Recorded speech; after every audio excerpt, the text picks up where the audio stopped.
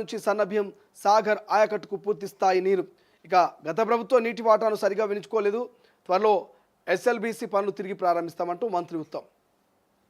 ఉగాది రోజున రేషన్ కార్డుదారులకు సన్నభ్యం అందజేస్తామంటూ ప్రభుత్వం ప్రకటించిన నేపథ్యంలో రేషన్ డిపోలకు సన్నభ్యం వచ్చేస్తున్నాయి.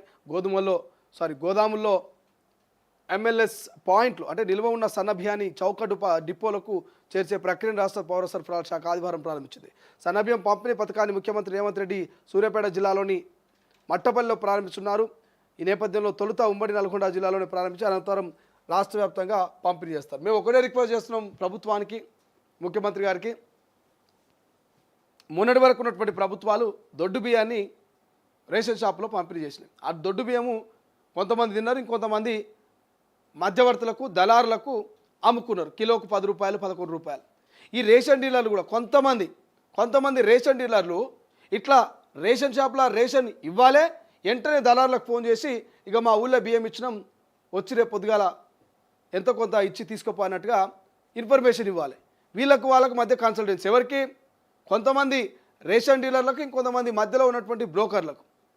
ఇక్కడ బియ్యం ఇవ్వాలి, అక్కడ ఇన్ఫర్మేషన్ ఇవ్వాలి. వాడు రేపు పొద్దునే వ్యాన్ వేసుకొని ఊరంతా తిరిగి ఇక ఈ ఇచ్చిన రేషన్ బియ్యాన్ని 10 రూపాయలు 11 రూపాయలకు కొని వాడు మళ్ళా టౌన్కి పోయి ఇంకో వ్యాపారికి అమ్ముకుంటే ఆ వ్యాపారి దాన్ని మిల్లింగ్ చేసి మళ్ళీ సన్న బియ్యం లెక్క చేసి దాన్ని మార్కెట్లో వాడు 40-50 రూపాయలకు అమ్ముకోవాలి. ఇదో పెద్ద దంద జరిగింది ఈ దొడ్డు బియ్యం మీద, ఈ రేషన్ షాప్ వ్యవహారంలో.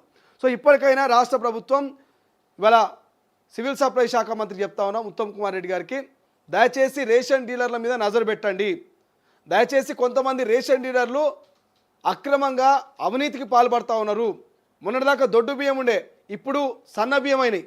ఇంకా ఫోకస్ ఎక్కువైతుంది రేషన్ డీలర్లకు కొంతమందికి. సో రేషన్ డీలర్ల మీద కొంత ప్రభుత్వ అధికారులు కన్నేసి ఉంచాలి. ఖచ్చితంగా ఎమ్మెల్యేలు ఆకస్మిక తనిఖీలు రేషన్ షాప్లో చేయాలి. అప్పుడు కానీ రేషన్ డీలర్ల భాగవతం బట్టబయలు కాదు. వాళ్ళ గ్రామాల కొంతమంది రేషన్ డీలర్లు వాళ్ళ రేషన్ షాప్కి పోతే ఏదో వాళ్ళ ఇంట్లోకి వెళ్ళి తీసిచ్చినట్టుగా వ్యవహరిస్తూ ఉంటారు, ఏదో దాన ధర్మం చేసినట్టుగా వ్యవహరిస్తూ ఉంటారు. అక్కడికి వచ్చినటువంటి గ్రామస్తుల మీద అసహనం వ్యక్తం చేయడం, వాళ్ళ మీద సీరియస్ అవ్వడం, వాళ్ళ మీద కసురుకోవడం, రేపు రాపో, ఎల్లుండి రాపో, సాయంత్రం రాపో, మధ్యాహ్నం రాపో, రేషన్ కార్డు తీసుకురా, నీ ఆధార్ కార్డు తీసుకురా, నీ ఓటీపీ చెప్పు, ఇట్లా కొంతమంది రేషన్ కార్డు వ్యవహారశీలతోటి అందరికీ బ్యాడ్ నేమ్ వస్తుంది. సో దయచేసి ఈ సన్నబియ్యం పంపిణీ మరి ఉగాది తర్వాత రాష్ట్ర వ్యాప్తంగా జరగబోతుంది. ఉగాదికి మరి సూర్యాపేట జిల్లాలో మొదలు కాబోతుంది కాబట్టి సో సన్నబియ్యం వచ్చిన తర్వాత రేషన్ డీలర్ల కన్ను ఈ సన్నబియ్యం మీద పడుతుంది. మనుషులు ఉన్నా లేనట్టుగా క్రియేట్ చేయడం, సచ్చిన మనిషి మీద బియ్యం తీసుకోవడం, పెళ్లి చేసుకొని అమ్మాయి వెళ్ళిపోయినాక కూడా ఆ అమ్మాయికి అక్కడ బియ్యం వస్తాయి, ఇక్కడ రావని చెప్పడం, ఇక్కడ ఈ అమ్మాయి బియ్యాన్ని ఇక్కడ వీడు దొడ్డిదారిన అమ్ముకోవడం, రేషన్ షాప్లో వస్తున్నటువంటి ఆ బస్తాలను అమ్ముకోవడం, ఇట్లా చాలా చోట్ల చాలా అవినీతి అక్రమాలు కొంతమంది రేషన్ డీలర్లు చేస్తూ ఉన్నారు. మిగతా వాళ్ళు పక్కన పెడితే మిగతా వాళ్ళు చాలామంది జెన్యున్గా పనిచేసే రేషన్ డీలర్లు ఉన్నారు. కుదిరితే ఇంటింటికి పోయి రేషన్ ఇచ్చే డీలర్లు కూడా ఉన్నారు. రేషన్ షాప్కు ఎవరైనా కొత్త పేర్లు చేర్చాలన్నా, కొత్త పేర్లు పాత పేర్లు ఎవరైనా తీసేయాలన్నా కూడా చొరవ చూపించి యాక్టివ్గా పనిచేసే కొంతమంది రేషన్ డీలర్లు ఉన్నారు. కానీ ఒక్క రేషన్ డీలర్ చేసినటువంటి తప్పు మిగతా రేషన్ డీలర్ల మీద కూడా పడతా ఉంది. ఒక్కరు చేసి అందరికీ ఇవాళ పేరు చేస్తున్నటువంటి పరిస్థితి ఉంది. సో కొంతమంది రేషన్ డీలర్ల మీద సివిల్ సప్లై శాఖ మంత్రి ఉత్తమ్ కుమార్ రెడ్డి గారు ఎప్పటికప్పుడు తనిఖీలు చేపించి వాళ్ళ విషయంలో చాలా జాగ్రత్తగా ఉండాలి. ఎందుకంటే రేషన్లలో మోసం జరుగుతుంది. 100 కిలోల బియ్యాన్ని, టన్నుల కొద్ది బియ్యాన్ని పక్కదారి పట్టించుర్రు. సో ఈసారి సన్నబియ్యం అంటున్నారు కాబట్టి ఈ సన్నబియ్యమైన నిరుపేద కుటుంబంలోకి చేరేటట్టుగా వాడు వండుకునేటువంటి ఆ పొయ్యి మీద ఉడికేటట్టుగా చూడాల్సిన బాధ్యత రాష్ట్ర ప్రభుత్వాల ఉంది.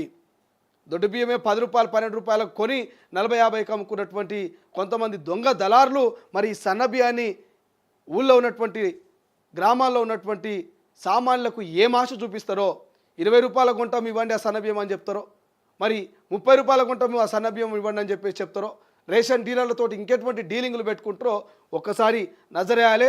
గ్రామాల్లో ఉన్నటువంటి యువకులు కూడా ఖచ్చితంగా ఈ రేషన్ షాపుల్లో ఉన్నటువంటి ఈ రేషన్ బియ్యం కనుక అక్రమంగా ఎక్కడైనా తరలిపోతే ఖచ్చితంగా మీరు అధికారులకు చెప్పండి, లేదంటే తొలివెలుగు వేదికగా మాకు చెప్పేటువంటి ప్రయత్నం చేయండి. ఖచ్చితంగా ఈ రేషన్ అక్రమార్కుల మీద ఉక్కుపాదం మోపించే విధంగా మేము సహాయం చేస్తాం.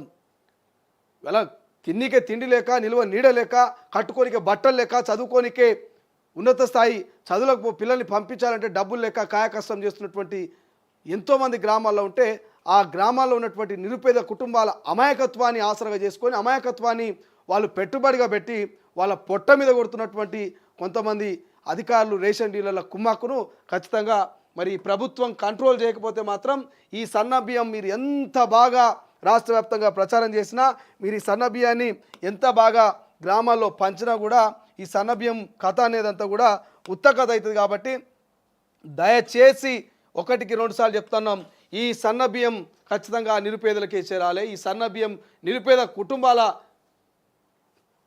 కూటిలో మెతుకు కావాలి తప్ప ఈ సన్న బియ్యం ఎట్టి పరిస్థితుల్లో కూడా దళారుల చేతికి పోదు అనేది మేము రిక్వెస్ట్ చేస్తూ ఉన్నాం. ఎప్పటికప్పుడు మరి అధికారులు తనిఖీ చేస్తారా, ఈసారి ఈ సన్న బియ్యం కథ ఏడు దాకపోతుందో చూడాల్సిన అవసరం ఉన్నది.